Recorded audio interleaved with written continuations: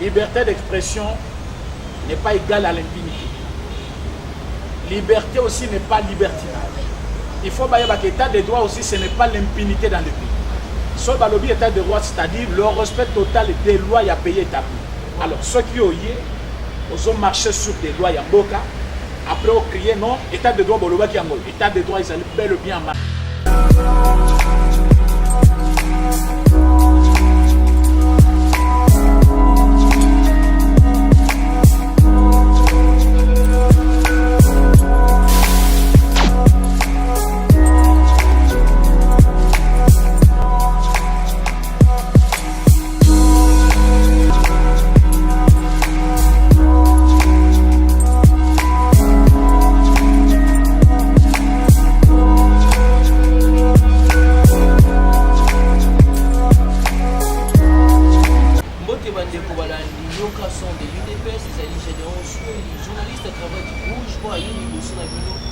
Juger l'action de l'air aux élus pour les conscients de la République démocratique du Congo. L'actualité politique n'a vu ça, on a bien invité na bino, mais ça n'a tout le temps pour s'engager pour nous sortir dans la bateau. Pour y aller toujours, pour y répondre toujours, na bien inquiétude na bino na préoccupation na Congo ya mwana mboka président René. Mbote mbote. Président René to simba mamo acte oyo ndeko na biso bokechu o asali ya soni pe pasi mawa atumbi emblème ya République démocratique du Congo. Merci pour la question. D'abord, je vais recadrer. So bengi bokechu mwana mboka. Bokechu jamais azala mwana mboka. Bokechu n'est pas congolais. Allez-y bien recadrer l'identité naie, vous verrez qu'il n'est pas congolais. Nazo bi sa vérité, on n'a pas ce que naza na source. Bokechu n'est pas un congolais, azali Moudia Cameroun. Aujourd'hui, comme je suis en train de te parler, infraction Bokechu à Sali, malgré la nationalité à Kosomba, Somba na Congo, à Kozala, jugé et puni par la loi congolaise. Drapeau et Zali, emblème politique du pays, sacré, au Bakosimba, jamais par Moutou, Zali, partisan pays, même ceux qui manifestation et Zali à niveau ni, qu'on passe sur le drapeau du pays, c'est marcher sur une nation. Ce que mon ne croit pas sous le drapeau, Azali punissable par la loi, parce que ce n'était pas une manifestation d'abord à l'ambassade à Congo. C'est un imbécile, un idiot, quelqu'un qui ne pense pas. Ce qui a réellement mode normal, Bokecho place aux alliés, vraiment tu es idiot, Motumoko à point zéro, il y a intelligence. Au coquille qu'on passe sur le drapeau en Bokate, malgré les difficultés, malgré les problèmes que vous avez au pays, qu'on passe sur le drapeau en Boka, c'est marcher sur toute une nation. Alors ça, ce n'est pas le problème. Ni de l'IDPS, ni de politiciens congolais, ni de quoi, mais c'est la nation congolaise qui est entamée par un voyou, quelqu'un qui est parti en Europe, à Zobeta musique, il est là comme un politicien. Il s'est arrangé derrière la lutte, il y a eu de peste. Mon combattant est au Libandate, mon combattant est au l'IDPS. Alors il a voulu entrer ou intégrer lutte, il y a eu de peste, qui combattant. Mais comme ça, ce qu'on a mené à Mabé, à éviter comment lutter. C'est là qui a évité lutter parce que l'UDPS combattait les systèmes dictatoriaux à Mobutu, les systèmes dictatoriaux à Kabila Moussé et les systèmes dictatoriaux à Kabila le fils. Moi, j'ai maintenant ex-président honoraire. Alors, on ne pouvait jamais s'imaginer qu'un nationaliste, quelqu'un qui aime son pays, a quatre drapeaux Yambok, a déchiré un morceau, et puis il s'est dit nationaliste, à Zobundi la pays. Et puis, à Zozong, c'est Bissot Nazaïr. Est-ce que Nazaïr, Nazaïr, nous étions malmenés, maltraités, tués, donc dominés de toutes les valeurs. Mobutu était un dictateur. Il a fait 32 ans au pouvoir. Quand vous nous ramenez encore les lots, drapeau Yazaïr, vous allez couper ce pays. Vous allez couper ses libertés, vous allez couper ses beaux soit toujours PC. Donc il doit comprendre bien que Namutu Naye, si ça ne marche pas, ce n'est pas le problème des Congolais. Il est parti qu'on Lukambon, on a pas donné Mututo à Lugaga. Moi, je suis à Lukambon, mais j'étais à comme il y a pas fait mon affaire là-bas. Avant ça, à un moment où ils sont aux alliés, que les autres Congolais les sachent. Liberté d'expression n'est pas égale à l'impunité. Liberté aussi n'est pas libertinage. Il faut que l'état de droit aussi, ce n'est pas l'impunité dans le pays. Sur l'état de droit, c'est-à-dire le respect total des lois et pays établis. Alors, ceux qui ont marché sur des lois Yamboka, après on criait non, état de droit boloba qui angol, état de droit ils allaient bel et bien en marche. L'état de droit biso nous allons comprendre et allaient lutte de non-violence au biso bandaki pour que Moutoutou soit libre à s'exprimer. Moutoutou soit puni par rapport à l'opinion naïe. Mais qu'on déchirer le drapeau du pays, ce n'est pas une expression. Qu'on déchirer le drapeau du pays et ils allaient anti-valeur marcher sur une nation. Voilà pourquoi tu es au Kangaï. Président René, toujours d'actualité, aussi maintenant le Congo, les amis de l'État. Congo, président René, le 19 octobre, comité laïque de coordination, Bassendi marche pour la lutte contre la corruption. Bongo Tata Ekolo Peli a Sengi, na Congolais Nyoso, na Batunos Nyoso, Badima, Batambola, mais Basala, ce qu'on appelle Salongo. L'aider au même moment pour regarder Bakoto sa tata école. Au bengi tata école non. Donc même communauté laïque na baza école. École c'est quoi? Le pays Congo nous appartient tous, quelle que soit diversité politique ou diversité ya foi na biso cause catholique na humaniste nazali nani n'importe quelle église ozali ko adhérer mais mboka ezamoko. Alors ceux qui papa alobi nanda ko to ça. Tata école à lobby, papa ça la salon, papa ça la salon. Et là on a un impact mon côté parce que il y a mon bon attaque qu'on a à mon chef de l'État, ayambi, tant ayambi, bazan on va se là qui chef de l'État qui est là soutenir, malgré tout ce qu'ils ont parlé de mal pour l'élection du chef de l'État. Le chef de l'État a dit je vais vous montrer l'amour. Et par son passage à Katia Rome, au moins c'est que ça a donné. Arrivé à Rome, à Vatican, tout le monde, ils étaient très contents. Diaspora congolaise Mobimba. Pape Yomoko qui est très content a accordé une audience privée dans laquelle le chef de l'État a convoqué Yekoutoyen à Congo. C'est ça l'ambiance d'un chef. Il ne peut pas dire que ceux qui sont habitants à Kabila, Ndenge Ambonga qui est na Katia Vatican, Kabila Nalanae, il y a un commissaire adversaire politique. Mais le chef de l'État, tellement il veut ramener les gens dans le terme basé comme la démocratie, pas comprendre Yango. Ayebisi Bango, Ambonga n'est pas mon adversaire. Nous sommes en démocratie, tout le monde est libre. Mais tout le monde a idée par rapport à envie, ambition, au coquille jamais cause à l'adversaire parce qu'à l'objet dit que non, élection c'est le non, non. Il a parlé des choses, mais aujourd'hui il s'est ressaisi. Il a dit chef de l'État haï. Et je demande à tout le monde de les soutenir. Alors c'est catholique, le peuple congolais va soutenir le chef de l'État. Entre-temps, au comité laïque, ils ont préparé marche. Et ça marche sans impact. Sans impact. Marche à Bango qui n'a impact tant que ce que j'ai là qui n'a qu'à opposition. Parce que l'opposition luttait pour un objectif. L'objectif était quoi? Liberté des Congolais. Classe Yaba Congolais. Les deux ont fait.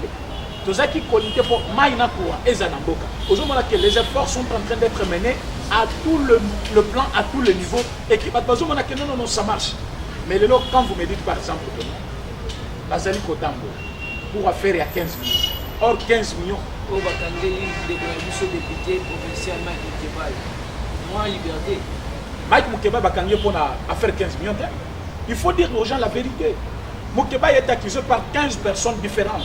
Oh, il y a un dossier, il y a un dossier. Il y a un dossier, il y a un dossier. Il y a après. Donc il y a combien en prison, les lobbies à 20 000. Donc Bako Kanga est 15 fois. Abimi les lobbies à Kangi à 20 000. Parce que ça va te mêler à fouiller. Donc Moutafouni était par rapport à 15 millions et il n'a jamais dénoncé parce que Moukeba il n'a jamais eu des informations. Azola Lananda qu'on a eu Bangomi Basso du matin au soir à colmater le Koutamogo à boîte. C'est un homme politique qui cherche comment être vu par les gens. Il n'a jamais dit la vérité. Soit battu 15 millions ou Takiwa. Et Boungin Nengini. Et ça, il a continué, il a continué. Au bout de Moukeba a eu bien beaucoup. Et c'est un député à niveau de la province, il y a l'Assemblée provinciale, ou à un niveau d'études le plus bas. Il y a l'Assemblée provinciale, c'est Moukeba. Bolanda Golobazo le Banadi. L'Assemblée on a Mobimba ya Nani, provincial de Kinshasa. Moutouazali à niveau le plus bas des études, c'est Moukeba. Alors, raisonnement, il faut comprendre les acteurs à terre. Azali Koko dans la chambre, Abemise Loko Lukita, Abouaki Yango, opinion Balandi. Et les gens ont compris. Dans la Komikuna, il s'attendait à Kamere. Il n'a pas vu Kamere. À Komikuna, à Kéomuna, un certain Daniel. Wanateba. C'est Moutafunda qui a yébane Daniel Wanateba.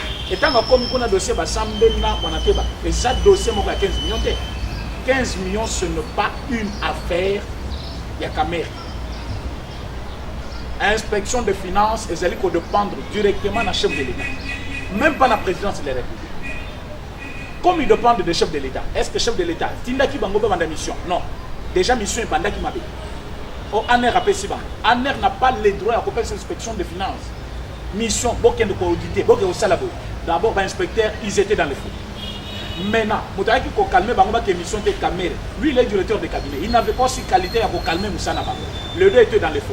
Et le chef de l'État a recadré Bango Mibale. Alors, c'est un système qu'on a trouvé comme, c'est un mot lingala. Mais en français, ça veut dire rétrocommission. Cela ne veut pas dire Gandini, rétrocommission. Il a expliqué le système à Kouta qui c'est un mauvais système.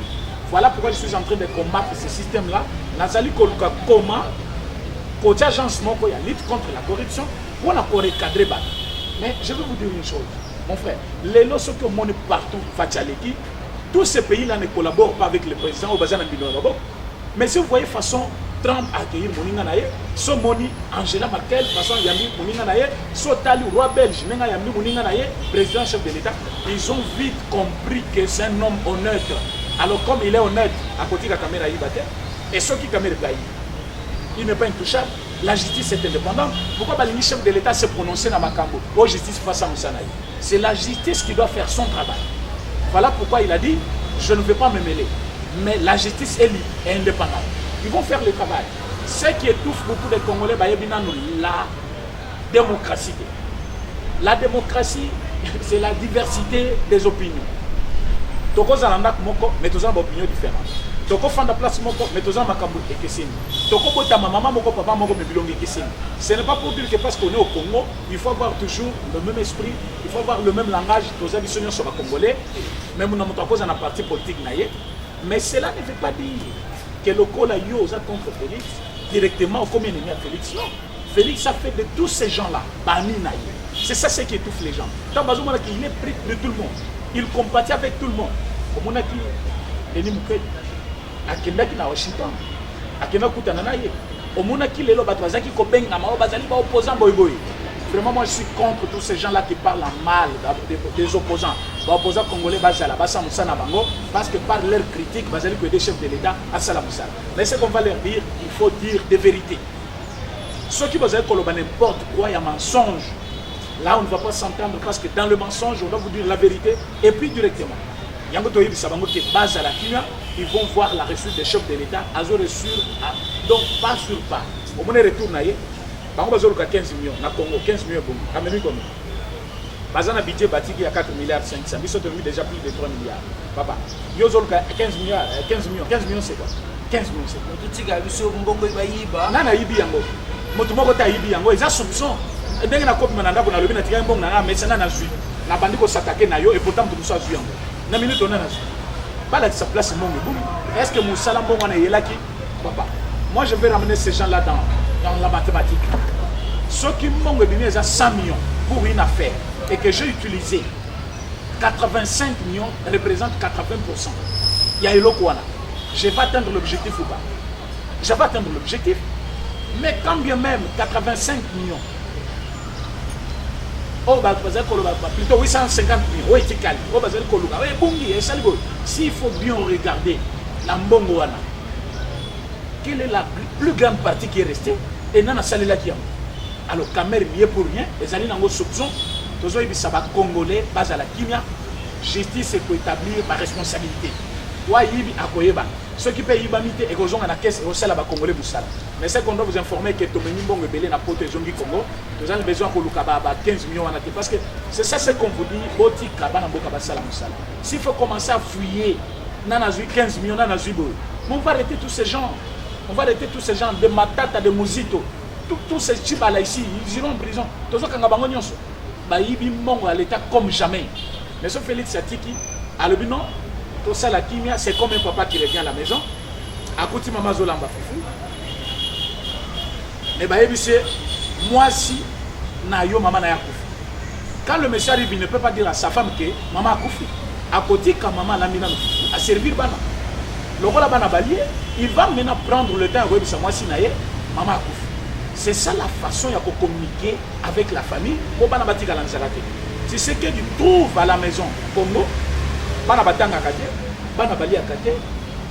bana bakendaka classe te à cause ya moyen de transport mbonga kofuta classe ezate courant na mai ezalaka te misala ezalaka te économie par terre bolinga bana kosatake na bato akanga Kabila akanga Muzito akanga les autres mais il va perdre l'objectif apesa na bato biloko ya kolia affaire na l'état ekolaka te affaire na nani esilaka te qu'est-ce qu'on va faire tokotikela bato wana temps topesi nano mutu classe topesi mutu classe ya kolala topesi mutu elamba kolata topesi Congo valeur na ye après tokotuna nana yibaki te c'est comme ça.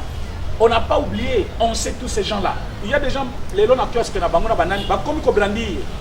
Oh, Rosimukeni, bango ba ki Rosimukeni. Oh Kapanga boy. Il ne cite que des sabbats mais ba kufi belé. Et bongo ba mabulo to kutaka wana nani na commune nini. Nansele. Bakunda batukuna combien? Les camounas ça ba kufi combien? S'il faut regarder partout là. Il faut voir combien de gens dans le gouvernement Kabila, il y a Tchibala, il y a Matata, il y a Muzito, il y a Baboma qui s'en va. S'il faut Tolande la on va arrêter tout le monde, il faut pas qu'on prison. Tous ces gens qui s'insurgent, oh, Nani, on va arrêter tout le monde. Na IDPS, Babomeli, ils sont dans la siège. Baton a Koufi combien? Président Renaud, vous comprenez que c'est un bientôt. Batou o Bakoufi na marche ya IDPS, c'est qui l'auteur intellectuel ya marche? Auteur intellectuel les Arabes. Auteur commanditaire, il y a Bato Bakoufi, la marche à IDPS, Ezali, Kanyamawana, Ozoyoka, Kabila Batounaye. Écoute, s'il faut vous citer Bato Babomi, Bato IDPS, ils sont connus. Donc, on a même Mwanda. Un vrai tueur de rebelles intellectuels, Bazo Boma IDPS du matin au soir. Sauf le bito tanga le nombre de Bato IDPS Bakoufi pour un régime. Oh, les lobbies sont aux Anangwe Fanda. Mais Baza cimetière le plus long du monde. Bataille de pesca. Les gens qui ont Bazo du Mananzela le 19 septembre 2016, tu as fait là-bas. Nani, oh, décidé, tu as fait là-bas. Oh, on a MLC, tu as fait là-bas. Mais il de pesca, tu as fait là-bas, tu as fait siège. Baboni Bino, Libanda, Balandino, tu as fait. Alors, lui, tu as les lobbies sont au pouvoir. À 6 mois, 7 mois, 8 mois, il y a télémo le Bino. Oh, 15 millions, 15 millions, est-ce que Basse va auditer Matata? Matata Sombela qui Congo 4 avions. Les 4 avions sont baki, les lots attendent mon côté Zotambo. Avion mon côté qui combien? Batou na mbongo nyon soit na tchaki wa pour que son avion ya kala. C'est des détournements. Voilà mon il faut batou na vérité. Ta zui mbongo nyon soit na. Ake ko tonge kol kuna na kindu. Tribaliste. Il faut tonge kol na ville, place batou tout bazali. Ake na muna mboka musika. Mbongo nyon soit yibatu. Atonge immeuble intelligent. Et ça n'a jamais na budget na bisu. Na immeuble intelligent, il a dépensé plus de 160 millions de dollars. Tour de gare 2 ans à Katia aéroport. S'il faut compter bon week-end à tour de gare 2 ans à aéroport, si on vous dit ce montant-là, avec Félix, à côté pour construire une économie, il y a une année. Parce qu'avec 200 000 à Tongi Pont, à Chop, avec 500 000 à Tongi Pont, à Chop toujours. Donc dans les 700 000, nous avons des ponts, et ils reliés Ville Kisangani, Nabatu Yamboka. Or, Jérémy Kambinga a pris 500 000 $. Pour la campagne au Bazobenga, consommons congolais, Nagar Central. 500 000 $. 500 000. Et quelqu'un qui a une campagne, consommons congolais. Made in Congo. Papa. Ce qui est l'autre aussi, on a 500 000 avec Félix. À Rotonga, combien de comptes? Parce qu'avec 700 000, nous avons des ponts à Chouapa. Et des ponts, on est reliés à la ville. Dans le village, à trois comme même qu'on a Mboka, et il y a la ville. C'est pour vous dire que la volonté est chez nous. Ce qui fait la différence entre Bangona et sa volonté. Félix n'est pas venu avec l'intelligence extraordinaire. Mais ce que je peux vous dire par là, qu'il y a au moins Arachaki, intelligence, c'est ça qui m'a beaucoup en Zambé. Plus il a eu cette intelligence, la volonté est là. Voilà pourquoi quand il passe partout, il voit ce qu'il faut faire à Tchelobo. Il voit ce qu'il faut faire à Tchelobo. Dans les 18 ans, on n'a pas fait ça. Mais dans les 6 mois, il a fait plus que nous. Parce qu'ici, il faut voir. Kagame a côté les mains. Museveni a Telemi, Kabila a Telemi, pour Kenyatta a Telemi, pour Bayamba chef de l'État. Bango peut pas chef de l'État. N'a pas chef de l'État honoraire comme Kabila, na ou ya Nigeria. Ba côté les mains, bazo zele ya. Tant qu'il y a Ayambi Bango, Bazali ko inaugurer les plus grands centres de transformation de produits agricoles. Na Congo et Salemate, les autres Salango, nous allons pour relier plus de 5 ou 4 pays où ils sont pour servir en produits agricoles. Mais jusque là, le Congo produit quoi? Le Congo ne produit rien.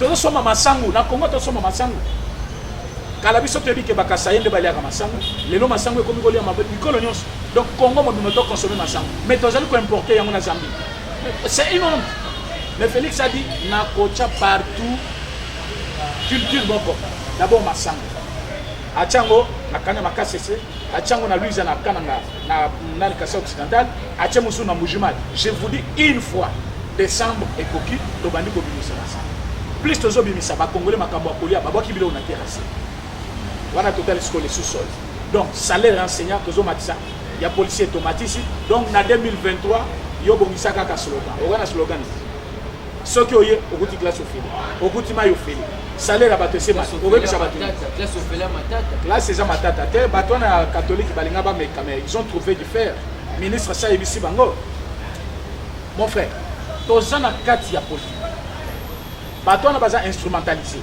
mais quand on regarde bien ils ne comprennent rien bino école ya ville au cause de la Bogoto n'importe quelle école aux alines a prime à 500 000 francs congolais pendant que moninga no enseignant a dit azali na 120 000 francs congolais comme salaire tout court azana prime lelo balobi yo enseignant ya ville enseignant dit enseignant kaba ya kamwanga ozana prime moko $245 donc vous quittez de 120 000 à 410 000 alors olingi batika prime na yo ya 500 000 pendant que moninga na ozwaka 120 000 est-ce que olingi moninga na yo olingi ete comme olingi ete ozali kobima na nzela pour intérêt individuel otiki bana batanga te olobi otangisa te parce que bapesi prime te pendant que salaire ezobima mais ozo réclamer prime parce que école na yo bapesaka prime ebele mais prime ekozala uniformisé dans toutes les écoles bokozwa prime ndenge moko tu es enseignant na village na enseignant de ville ndenge moko vous devez tous être payés de la même façon.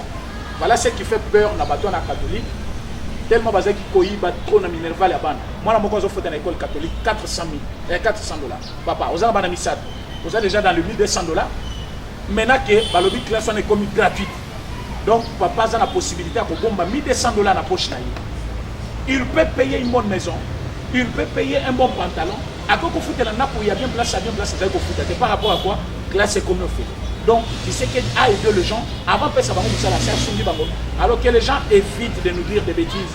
Là, c'est ça, on fait les côtés, on fait les Congo. Et aucun jour, au Congo, on va enseigner à côté grève. Parce que d'ici là, demain, on va foutre ma déjà.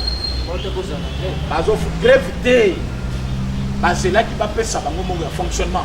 Ils ont avancé ça. Baloba qui paie dans le micro, on a dit nos journalistes. Baloba qui tozo le cambon à salaire, tozo le fonctionnement. Moyen de faire transport, ils ont mais c'est vrai, on a fonctionné, ça salaire. Salaire na bango ezali, ba fouti bango. D'ailleurs, c'est pour la première fois au Congo, enseignant ba fouti na début il y a mois. Enseignant ba fouti bango toujours après 30 jours. Mais en septembre, vous basez avant, octobre, basez sur le sumbong avant, na fonctionnement au même moment. Tu sais qu'il a amené le changement au Congo, un changement total. C'est pourquoi nous avons un sauveur de l'humanité. À sauver qu'à Congo, à sauver dans la cour Kenyatta au Sénégal, à sauver président Kenya. Pour nous dire au Sénégal. Le président Touana Modé n'a pas comme Congo. Sotali partout, ils ont réclamé. Cameroun, ils ont réclamé. Libreville, ils ont réclamé. Le bio est à Congo et ça n'est pas Nabiso. Un opposant a gagné l'élection. Et puis, à l'Ingama, le peuple, Balingi, Félix na Congo. Regardez au Congo aujourd'hui. Tout le monde aime Félix. Vidéo, ils ont son élection à Vatican. On dirait, Baïbi sous pape, était pape, comment il est Félix. Bangonio, c'est Makar, Pembe Yakar. Président le plus aimé, président le plus beau, président le plus souriant. Donc à Souriak à tout moment, il est bien avec tout le monde. Caractère naïe. Et le Baye Moko, c'est Dieu qui m'a donné ça. Je ne peux pas être fier de moi-même, mais je suis fier de ce que Dieu m'a créé. Parce qu'à Tchèna Moutou Nangaï, fierté, douceur, amour et à ma prochain. Voilà pourquoi je suis aimé de tous. Alors qui c'est que Gaza aimé? C'est de comparer à ce sont des gens en perte de vitesse, bazanga déjà ma cambo ça ba comme le babylone n'importe quoi. À quel point Bayamé est pas comme le mais Félix le chef de l'État quand il arrive partout il y a des masses. Les lobes quand veut tomber. Bakoya ki kuna ba yebisi ba to te bo pote yete boy boy ba ko saki n'importe quoi. Peuple on a ba senga partout na beni mobima. Kene na Bukavu lelo. Drapeau partout tina zamba ba drapeau IDPS ya RDC partout. Bazo yambaye comme jamais. Et na Bukavu balobi banda baza Bukavu batikala ko yamba président mo Bongo. Malgré mutu na bango avec mutu est baza ko yamba Bongo. Mais bayambi Félix comme jamais, c'est pour vous dire que pouvoir biso tozango eza pouvoir ensemble. Pouvoir ensemble ko ki jamais ko kale yango. façon de molo molo, vous verrez ce qui va se passer. Le Congo sera transformé dans moins d'une année. Avant tout comme en 2023, les Congolais vont avoir un mandat ici là au Congo.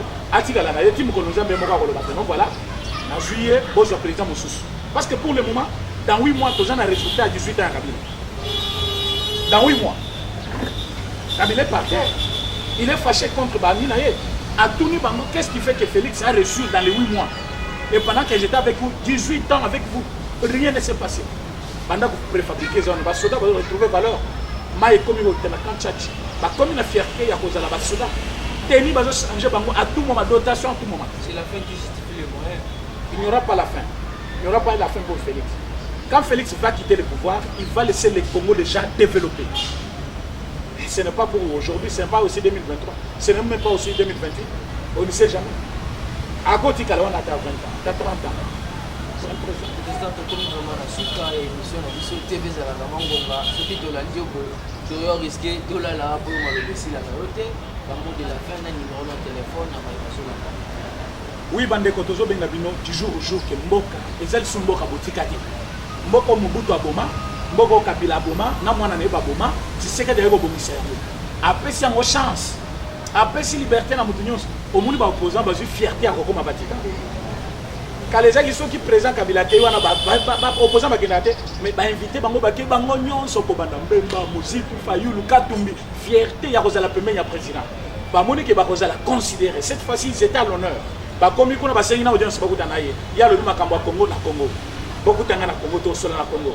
À lobby a aider l'opposition. Il va aider tout le monde. Félix n'est plus là. Nathan, il y a division. Makambo Kobunda lobby Congo et Zamoko. Tout sauver Yango. Nabino va opposer. Nanga pouvoir. Une fois j'étais aussi à l'opposition et je cherchais comment de combattre Mutozaki na pouvoir pour qu'il m'y écoute. Les lots qu'on a commis na pouvoir, même si on combattre Ngai, mais elles ont pour objectif commun.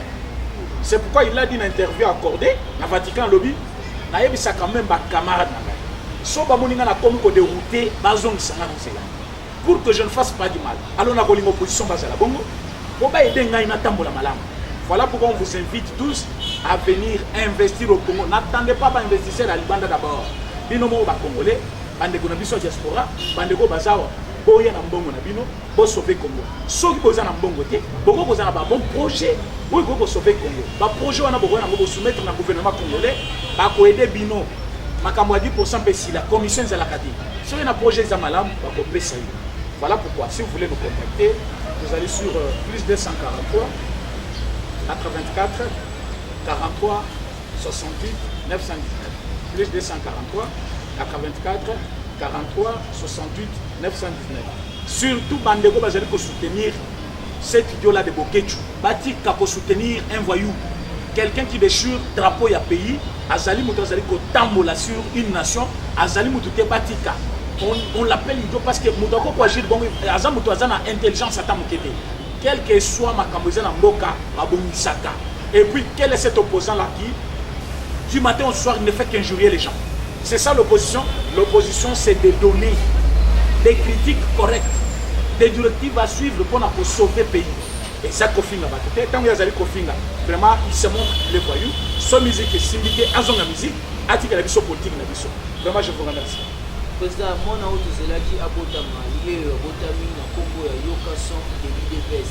C'est un émission de Zelaki, il y a un peu mon commentaire par rapport à la chaîne. Oui, la chaîne moko est la différence dans le monde entier.